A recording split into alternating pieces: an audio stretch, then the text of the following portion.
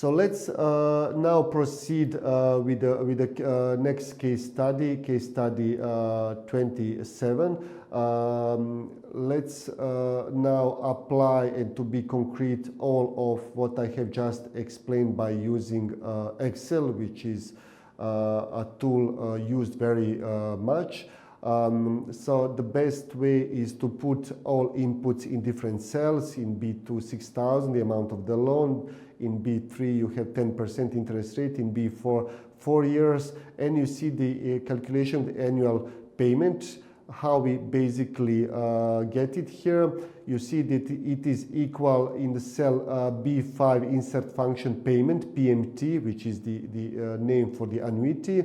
I added the negative sign to have the positive value. If not, you will obtain the payment as a negative, which is normal because when you have to pay the loan, it's a cash outflow.